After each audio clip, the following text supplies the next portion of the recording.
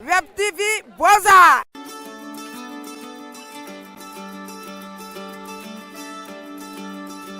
Bonjour, est-ce que vous pourriez me dire la différence entre un réfugié et un migrant?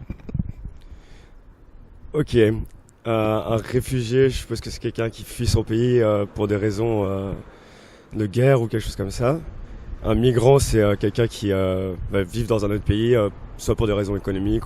Alors un migrant, je pense que c'est quelqu'un qui part d'un pays pour arriver dans un autre, juste voilà, sans but précis. Et un réfugié, c'est vraiment quelqu'un qui part d'un pays de guerre, enfin en tout cas qui n'est pas en sécurité dans son pays et donc qui va se réfugier dans un autre. Non. Réfugié vient sur notre territoire pour différentes raisons, en général économiques ou politiques, et un migrant n'a pas théoriquement de raison précise. Il peut venir pour d'autres raisons. C'est mon point de vue. Allez-y. Réfugiés. À la misère qu'il y a ailleurs. Les réfugiés, ce sont des gens comme tout le monde. Donc ils ont le droit de vivre comme nous on vit ici. Sauf que parfois il faudra regarder les réfugiés. Il y a de ceux qui sont des réfugiés qui viennent pour le mal et de ceux qui viennent pour vivre. Ceux qui viennent pour vivre, qui veulent s'adapter à la vie que nous on vit ici, sont les bienvenus. Voilà.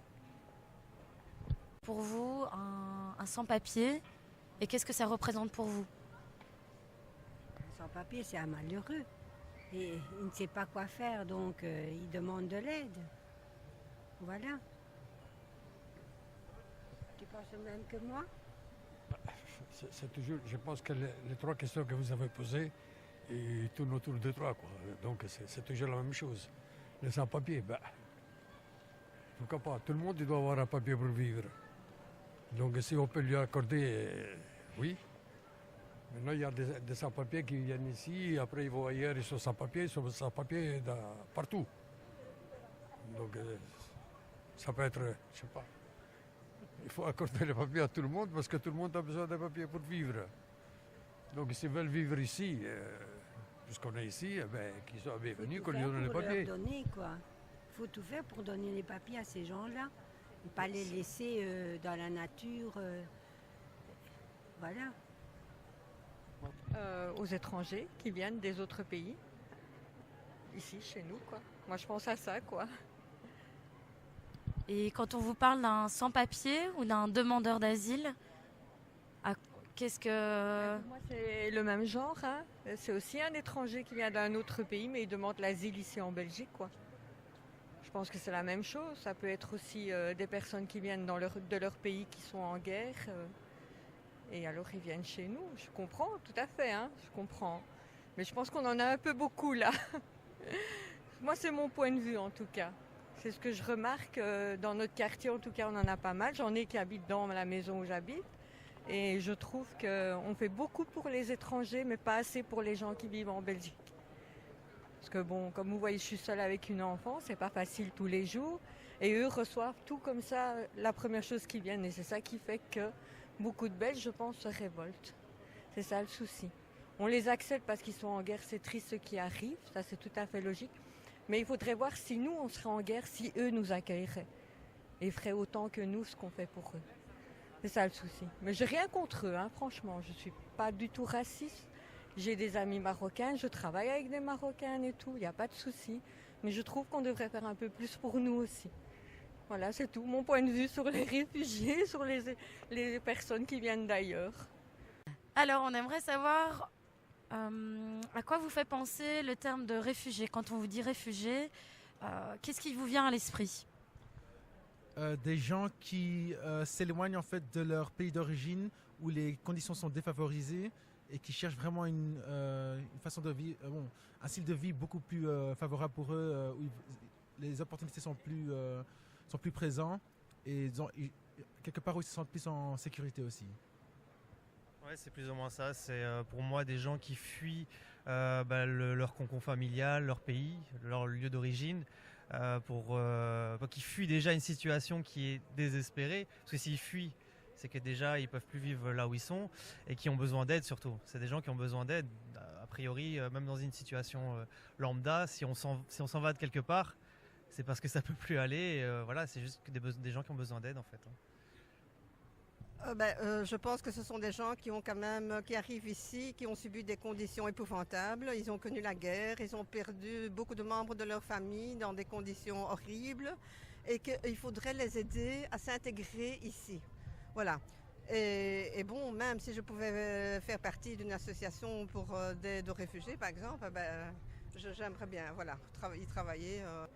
Ce que je trouve déplorable, c'est que des gens qui vivent ici depuis des années, sans papier, qu'on ne fasse rien pour eux, quoi. Que les procédures administratives sont tellement lentes, démesurément lentes, quoi. Ça, je trouve vraiment très déplorable. Parce que, bon, il y a déjà eu des cas, par exemple, de jeunes qu'on renvoie de nouveau dans leur pays, où ils se retrouvent tout à fait déracinés, quoi, parce qu'ils se sont déjà intégrés depuis des années ici avec leur famille, etc. Donc ça, je crois que là, c'est au niveau des autorités qu'il faut trouver des solutions, et là, qu'il faut remédier quand même à ce problème, quoi. Et là, il faut peut-être émettre certaines restrictions, quoi. Parce que c'est vrai que s'il y a trop de demandeurs d'asile, dans un sens, c'est pas du racisme, mais ça peut nuire aussi aux jeunes, par exemple, aux jeunes belges qui n'ont pas de job et qui se verraient devancés par, par exemple, les demandeurs d'asile à qui on procurait directement un job, etc. Et là, je trouve que c'est au niveau fédéral à prendre des mesures. Et je ne suis pas toujours d'accord avec, comment il s'appelle encore, le ministre, je ne suis pas toujours d'accord avec ses idées. Mais là, non, là vraiment pas. Pas toujours d'accord avec ses idées. Demande d'asile et réfugiés. J'avoue que j'ai jamais vraiment... et sans papier. Alors, si je prends la question des réfugiés, notamment si on fuit une guerre dans un contexte assez direct, c'est normal que en se déplaçant pour aller dans un autre pays, on n'a pas forcément les papiers adéquats sur le moment présent, vu qu'on fuit une action directe. Donc, il est assez difficile de devoir avoir les papiers à ce moment. Et donc, on peut se retrouver réfugié sans papier dans un pays, dans ce cas-là. I come so easy country like Finland. Everything is so easy for us over there and positive most of the time. So I don't have any kind of opinion really. Yeah. Wat is van u het verschil tussen een asielzoeker en een sans-papier, zoals in België zeggen, mensen zonder papieren? Voor mij een asielzoeker is iemand die vlucht uit zijn land voor politieke redenen of economische redenen of omdat hij vervolgd wordt voor zijn aardheid of zijn seksuele voorkeur. Dat is voor mij een asielzoeker. En iemand die zonder papieren komt, dat is meestal iemand waarschijnlijk die via een illegale weg probeert België te bereiken, omdat het leven hier beter is in België dan in zijn thuisland. Thank you very much for your coming and welcome at VUB. I'm Dr. Salman, doctor in political science, and I have arrived here to Belgium from 6 years. I'm now Belgium, and I study here my PhD in political science. After I finish, I continue working here at VUB, and now I am head of Welcome Student Refugee Program. This program tries to help refugees to continue their higher education and to get better life, to get better future. Until now, we accept more than 150 students to refugees to study here inside the VUB, and already 50 students they registered last academic year, and I hope the rest of this refugee student will register next year. And welcome. Thank you. Okay, refugee in general, they are the people who live from their country to another country for security reason. So there is a small difference between refugee and migration. The difference is refugee, they move from their country, the original country, because security reason. While migration, they are the people who move from their country, original country, to another country to get better situation. So they didn't have difficulty or risk or difficult security in their original country, and they decide to move to another country to get better life. While refugee, in general, it's so difficult for them to stay in their country for many reasons. The most important thing is security reason. Je m'appelle Nisha Mbouli, je suis juriste ici au Marax, le mouvement contre le racisme, l'antisémitisme et la xénophobie. C'est une association qui se trouve sur Saint-Josse et qui a deux services de première ligne. Le premier service de première ligne, c'est le service juridique qui s'occupe du conseil, du suivi des victimes de discrimination. Et on a un service social qui, lui, est spécialisé en droit des étrangers. Alors, le réfugié, avant tout, c'est un statut. Est un réfugié une personne qui a fait une demande d'asile parce qu'elle craint avec raison des persécutions de différentes sortes, parce qu'elle est d'une ethnie différente, parce qu'elle est victime de racisme, parce qu'elle est homosexuelle donc dans son pays d'origine, et qu'elle ne peut pas ou elle ne veut pas en fait réclamer la protection du pays d'origine. Et donc quand on parle de réfugié, c'est une personne qui a réussi à obtenir le statut de réfugié, c'est-à-dire que le CGRA, le Commissariat général aux réfugiés et apatrides, a reconnu que cette personne craint avec raison des persécutions en raison d'un critère spécifique, et donc on lui donne ce statut de réfugié. Avant d'être un réfugié, la personne est avant tout demandeuse d'asile. C'est-à-dire qu'elle va se rendre à l'Office des étrangers pour faire un enregistrement. Lors de cet enregistrement, elle va dire à l'Office des étrangers, je viens pour demander l'asile. Un petit questionnaire vite fait au niveau de l'Office des étrangers. Et puis, ce questionnaire va être transmis au CGRA, donc le Commissariat général aux réfugiés et aux apatrides. À partir du moment où le CGRA a cette première déclaration de la personne, elle va la convoquer pour une audition. Et lors de cette audition, des différentes questions vont être posées à la personne pour vérifier la véracité de ses dires. Si le CGRA considère que les propos tenus par la personne sont vrais et étayés par différents documents ou différents éléments que la personne a apportés ou que le CGRA a à sa possession, à ce moment-là, la personne reçoit le statut de réfugié. Si la personne pour différentes raisons, le CGRA estime qu'elle ne remplit pas les conditions pour avoir le statut de réfugié. Ici en Belgique, ce qui est très spécifique, c'est qu'on dit que notre procédure d'asile est unique. C'est-à-dire que la personne qui vient demander l'asile, quand le dossier va arriver au niveau du CGRA, le CGRA va d'abord regarder, est-ce qu'on est dans le cadre de la Convention de Genève? Si on est dans le cadre de la Convention de Genève, statut de réfugié. Si on n'est pas dans le cadre de la Convention de Genève, la personne, le fonctionnaire du CGRA va regarder si la personne rentre dans la catégorie bénéficiaire de la protection subsidiaire. La protection subsidiaire, c'est pour les personnes qui ne rentrent pas dans les conditions de Genève.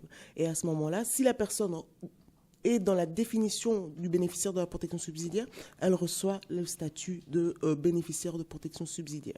Si la personne n'obtient rien au niveau du CGRA, à ce moment-là, la personne peut faire un recours, mais elle est toujours demandeuse d'asile. Elle n'est pas encore réfugiée, parce qu'on ne lui a pas reconnu un statut particulier. À ce moment-là, elle introduit un recours au Conseil du contentieux des étrangers.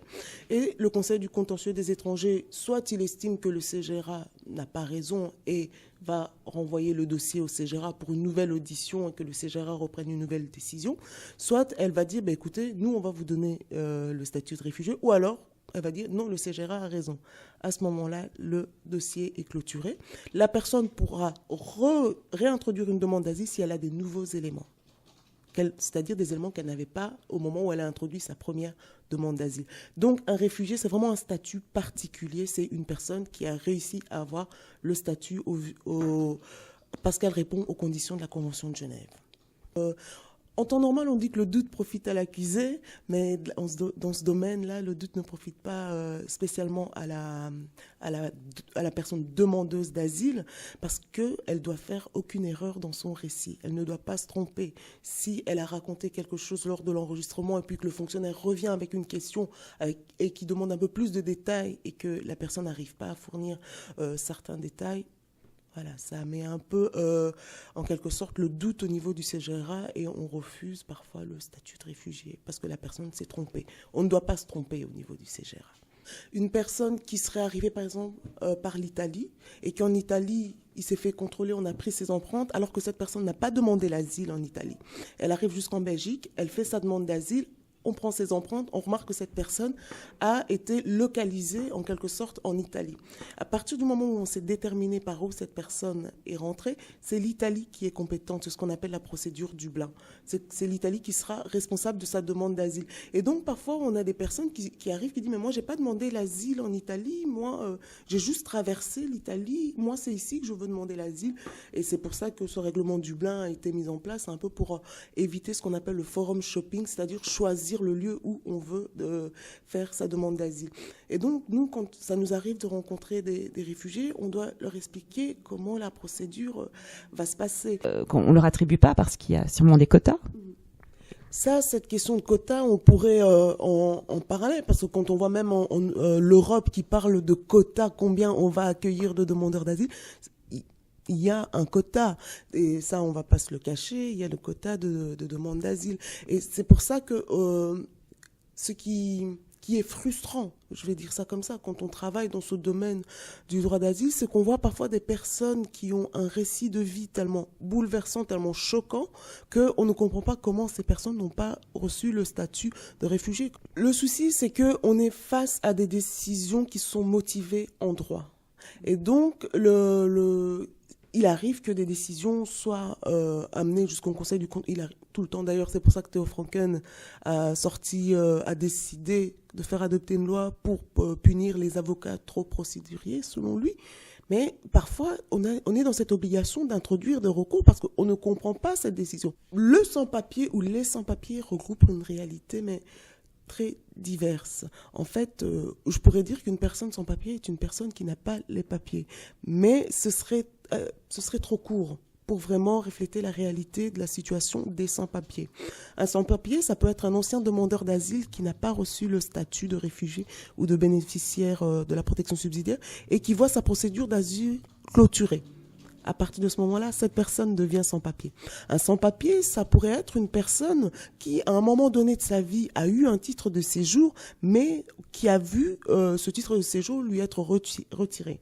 À ce moment-là, il n'a plus de papier. Il devient un sans-papier. Un sans-papier, ça peut être aussi une personne qui est rentrée sur le territoire sans les titres requis et qui n'a jamais introduit une demande d'asile ou une demande de régularisation. Parce qu'ici en Belgique, on a bien sûr tout ce qui est demande d'asile et on a aussi ce qu'on appelle les procédures de régularisation où là, la personne va introduire une demande au niveau de l'Office des étrangers seulement cette fois-ci pour pouvoir avoir un titre de séjour. Ça pourrait être pour circonstances exceptionnelles, et c'est ce qu'on a dans le jargon, on dit 9 bis. Quand on dit 9 bis, c'est une demande de régularisation pour circonstances exceptionnelles, ou 9 ter pour des raisons médicales. Mais on se rend compte que les conditions mises à ces demandes de régularisation sont de plus en plus strictes, de telle sorte que les rangs des sans-papiers ne fait que s'agrandir, parce que ces personnes n'ont pas la possibilité, ou on leur refuse cette possibilité, en tout cas, de pouvoir quitter ce statut de sans-papier et d'avoir un titre de séjour régulier. Mais en matière de régularisation, le CGRA va juste regarder si, oui ou non, il y a eu une erreur de droit ou pas. C'est bien compliqué tout cela. Hein. Bon, merci beaucoup en tout cas. J'espère que voilà, ça sera plus clair maintenant. Merci.